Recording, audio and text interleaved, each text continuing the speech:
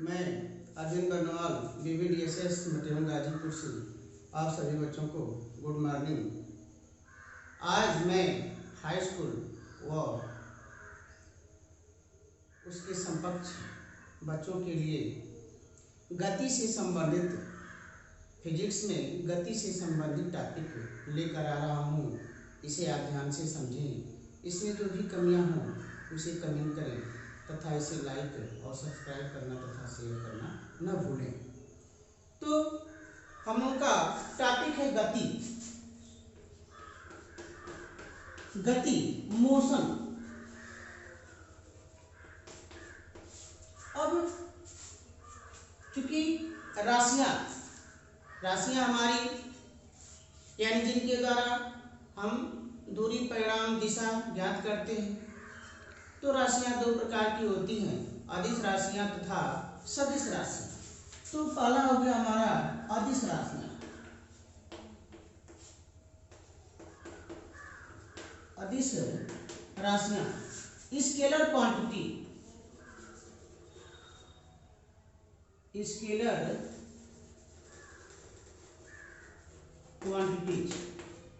तो इसकी परिभाषा कि वे राशियां जिन्हें व्यक्त करने के लिए केवल परिमाण की आवश्यकता होती है, दिशा की नहीं होती। वे राशियां जिन्हें व्यक्त करने के लिए केवल परिमाण की आवश्यकता होती है, दिशा की नहीं होती, अदिश राशियां कहलाती हैं। जैसे द्रव्यमान, चाल, दूरी, कार्य, ऊर्जा, समय, ये सभी अदिश राशियां होती हैं। तो परिभाषा इसकी, वे राशियां जिन्हें व्यक्त करने के लिए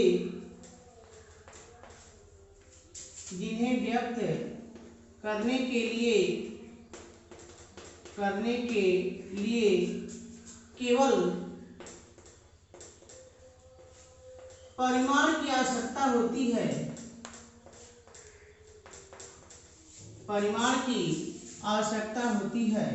दिशा की नहीं। परिमाण की आवश्यकता होती है, दिशा की नहीं। अदिश राशियां कहलाती हैं।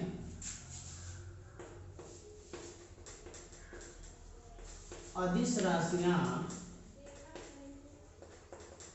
कहलाती हैं।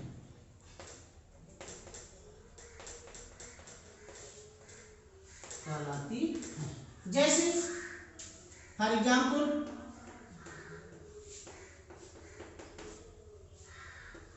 द्रव्यमान, दूरी,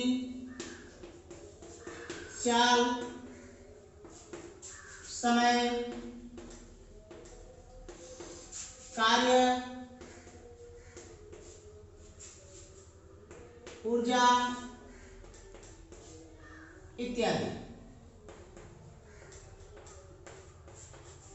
अब उसके बाद अगली राशि सदिश राशियां। तो अदिश राशियों के उदाहरण में जैसे हम कह सकते हैं कि मेरे घर से विद्यालय की दूरी 2 किलोमीटर है।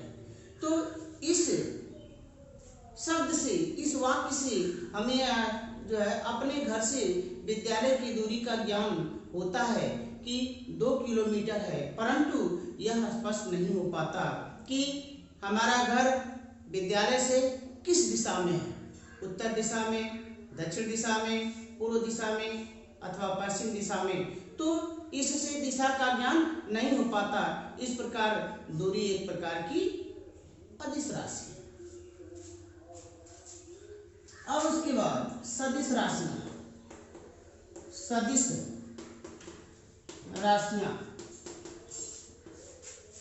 Vector quantities.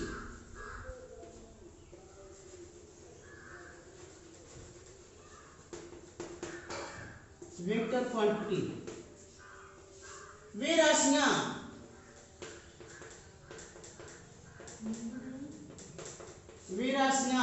जिन्हें व्यक्त करने के लिए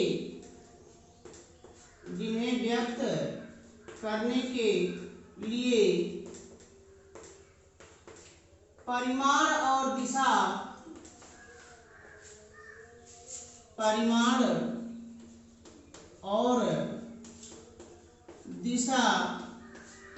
दोनों की आवश्यकता होती है।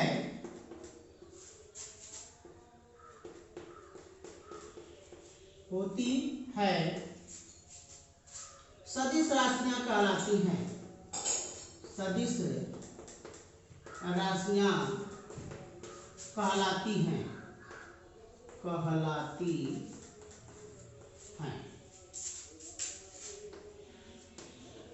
जैसे विस्थापन,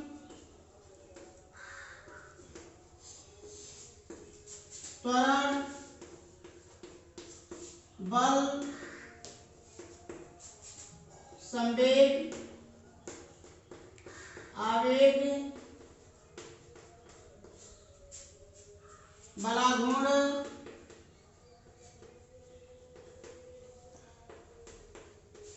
इत्यादि। अब इसकी परिभाषा समझें। सदिश राशियां वे राशियां जिन्हें व्यक्त करने के लिए या जिनको प्रदर्शित करने के लिए, जिनको दर्शाने के लिए दिशा और परिमाण दोनों की आवश्यकता होती है।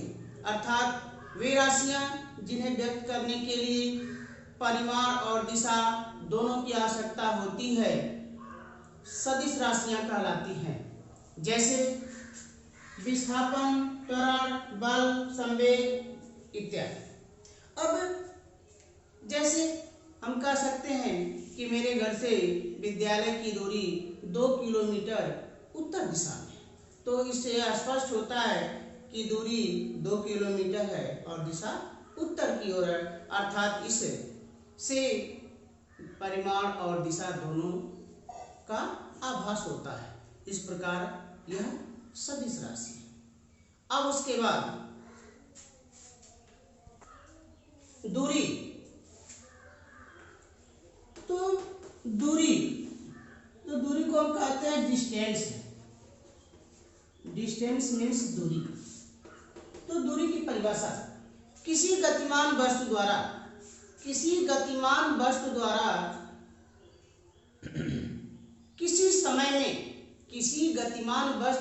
किसी समयांतराल में तय किए गए रास्ते की लंबाई को दूरी कहते हैं। तो परिभाषा, किसी गतिमान वस्तु द्वारा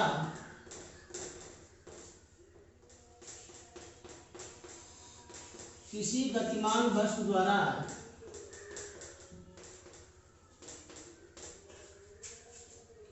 समय में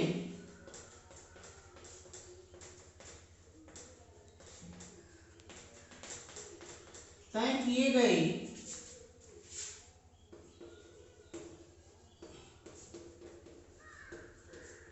रास्ते की लंबाई को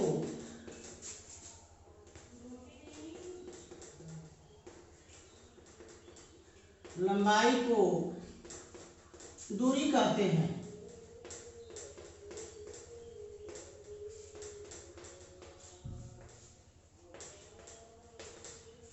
किसी गतिमान वस्तु द्वारा किसी समय में तय किए गए रास्ते की लंबाई को दूरी कहते हैं। अब उसके बाद विस्थापन, तो डिस्प्लेसमेंट।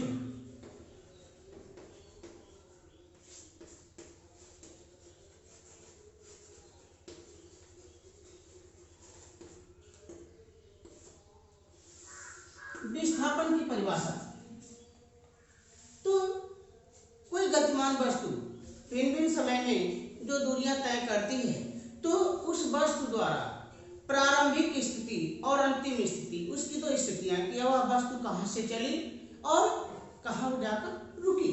तो किसी वस्तु द्वारा अंतिम स्थिति और प्रारंभिक स्थिति के बीच के अंतर को, अंतिम स्थिति और प्रारंभिक स्थिति के बीच के अंतर को विस्थापन कहते हैं। किसी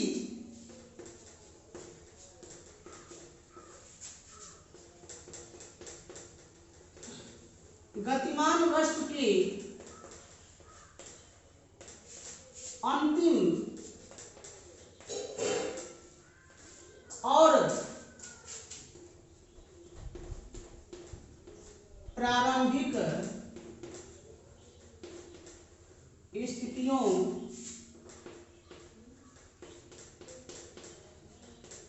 के बीच के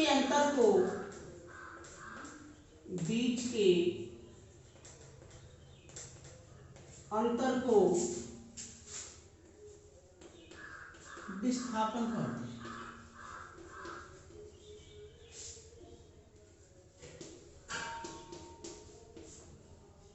विस्थापन कहते हैं अर्थात किसी वस्तु के अंतिम और प्रारंभिक स्थिति दोनों के बीच को जब हम घटा देंगे, दोनों के बीच की ही जो है जब हम लंबाई ज्ञात करेंगे कि अंतिम और प्रारंभिक के बीच की लंबाई कितनी है, तो वही जो है विस्थापन कहलाता है। अब दूरी और विस्थापन में अंतर। दूरी तथा विस्थापन में अंतर। विस्थापन में अंतर।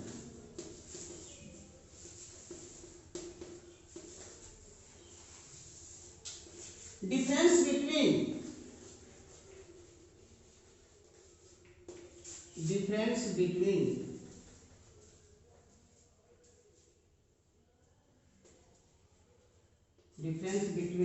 distance and displacement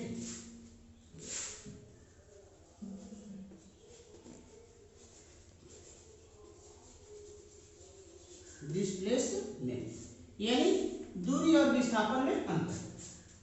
तो जैसा कि अभी हम परिभाषा पढ़ी कि किसी गतिमान वस्तु द्वारा किसी समय में तय किए गए रास्ते की लंबाई को दूरी कहते हैं और विस्थापन किसी गतिमान वस्तु के अंतिम और प्रारंभिक स्थिति के बीच के अंतर को विस्थापन कहते हैं। तो ये पहला अंतर हो जाएगा हमारा कि किसी वस्तु द्वारा तय किए गए रास्ते की संपूर्ण लंबाई को दूरी कहते हैं, जबकि अंतिम स्थिति तथा प्रारंभिक स्थितियों के बीच के अंतर को विस्थापन कहते हैं।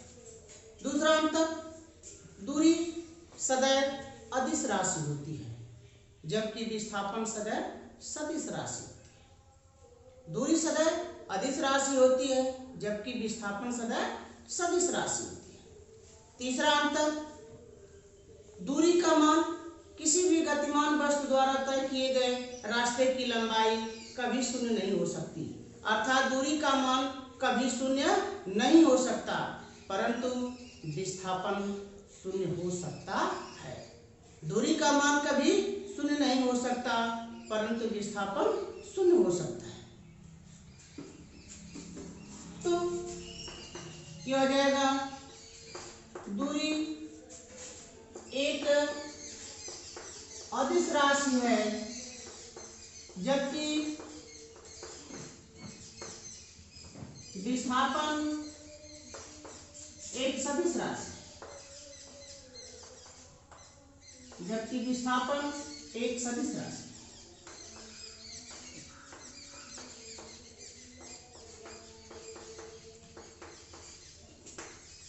दूसरा अंतर, दूरी कभी शून्य नहीं हो सकती,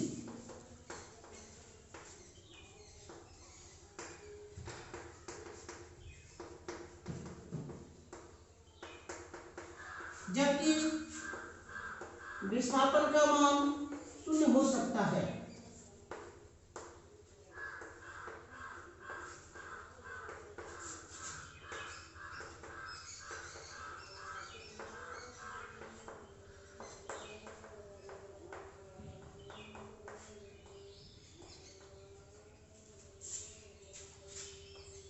तीसरा, किसी गतिमान वस्तु द्वारा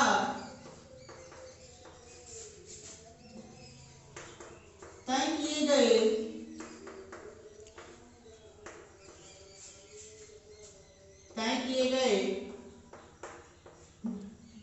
रास्ते की संपूर्ण लंबाई को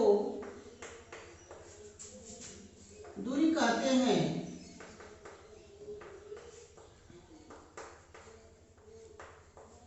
दूरी कहते हैं, जबकि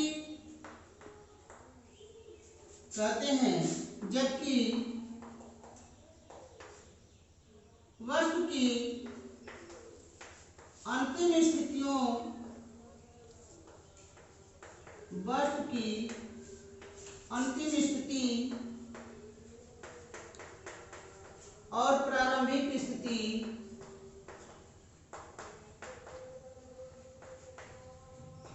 के बीच के अंतर को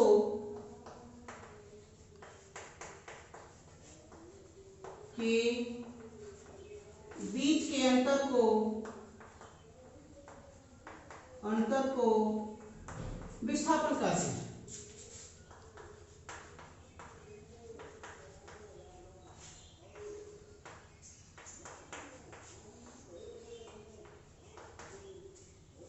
बीच कहते हैं। अब उसके बाद चाल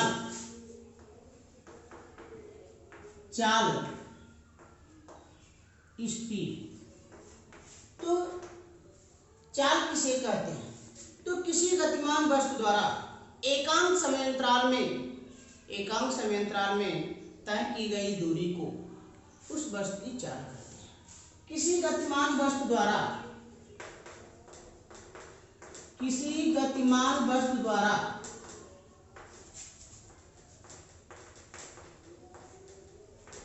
एकांक समय में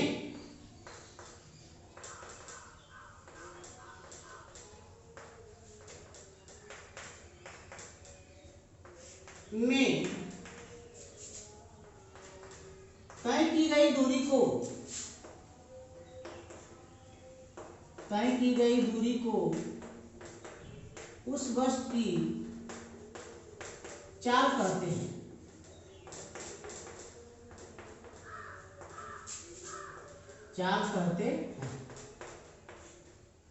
तो जैसा कि परिभाषा के अनुसार किसी गतिमान वस्तु द्वारा एकांक समयांतराल में अर्थात समय भाग के रूप में रहेगा तय की गई दूरी, अर्थात हम कह सकते हैं कि चाल बराबर दूरी बटा समयांतराल।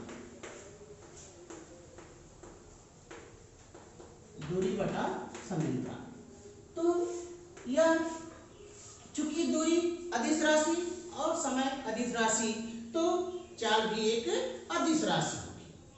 अब उसके बाद चाल का मात्रक, तो चाल का मात्रक बराबर दूरी का मात्रक बटा समय का मात्रक। चाल का मात्रक बराबर तो दूरी का मात्रक बटा समय का मात्रक। तो दूरी का मात्रक मीटर और समय का मात्रक सेकंड, तो आ जाएगा मीटर बटा सेकंड या मीटर प्रति सेकंड, या इसका भी मात्रक किलोमीटर प्रति घंटा, मीटर प्रति मिनट, किलोमीटर प्रति मिनट इत्यादि। अब उसके बाद चाल, तो चाल के बाद वेग वेलोसिटी।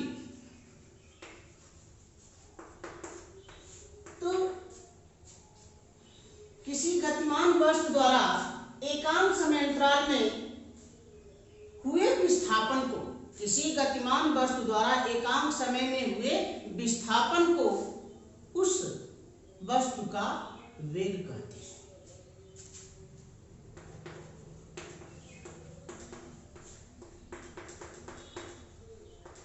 किसी गतिमान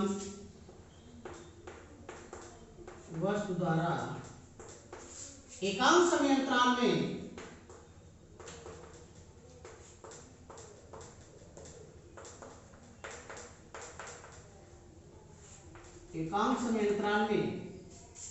हुए विस्थापन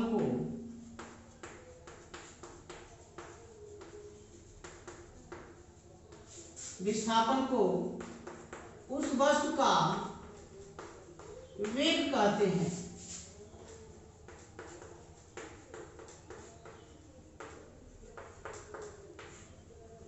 वेग कहते हैं। वेग बराबर विस्थापन बटा समयांतराल, विस्थापन बटा समयांतराल।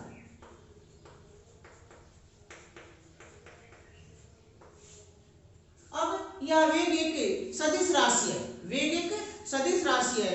वेग का मात्रक, तो वेग का मात्रक बराबर विस्थापन का मात्रक बटा समय का मात्रक।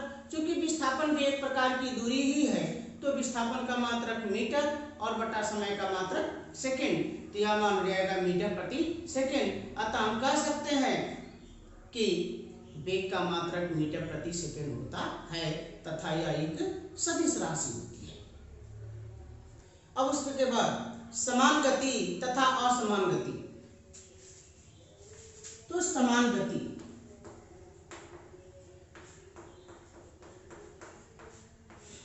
समान गति परिभाषा इसकी, जब कोई गतिमान वस्तु समान समयांतरालों में समान दूरियां तय करती है। जब कोई गतिमान वस्तु समान समयांतरालों में समान दूरियां तय करती है, तो उस वस्तु की गति को समान गति कहते हैं, अर्थात उस वस्तु की गति समान गति कहलाती है। जब कोई गतिमान वस्तु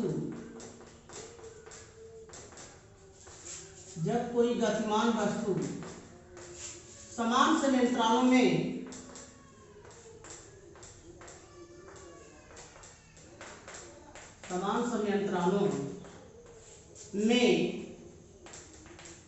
समान दूरियां तय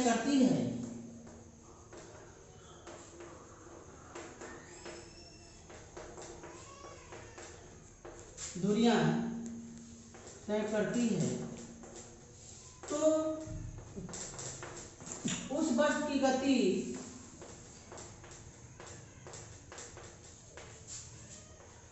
उस वस्तु की गति समान गति कहलाती है।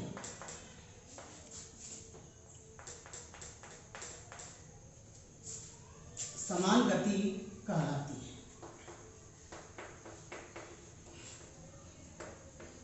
अब उसके बाद असमान गति,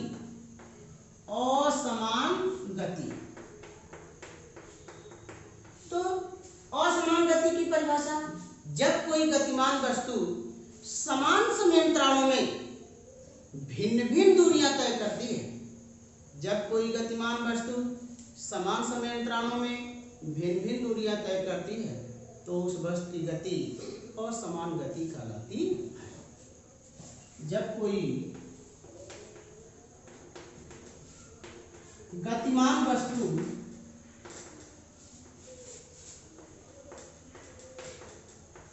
समान समयांतरालों में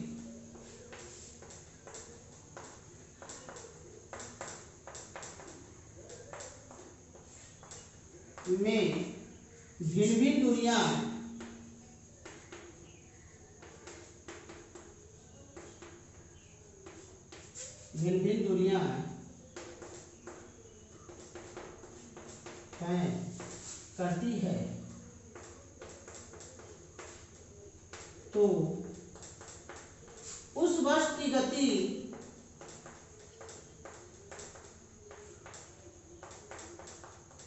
उस वस्तु की गति असमान गति कहलाती है।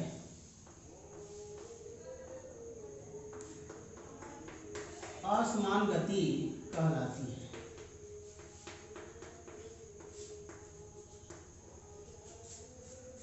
अर्थात हम कह सकते हैं कि समान गति में वस्तु जो है समान समय में समान दूरी तय करती है, जबकि असमान गति में वस्तु उसी समान समय में भिन्न भिन्न दूरी तय करती है। तो यह था फिजिक्स का गति से संबंधित टॉपिक। इस वीडियो में जो भी आपको बातें न समझ में आई हो उसे आप कमेंट अवश्य करें। यदि वीडियो अच्छा लगा हो तो इसे लाइक, सब्सक्राइब तथा शेयर जरूर करें। बहुत बहुत धन्यवाद।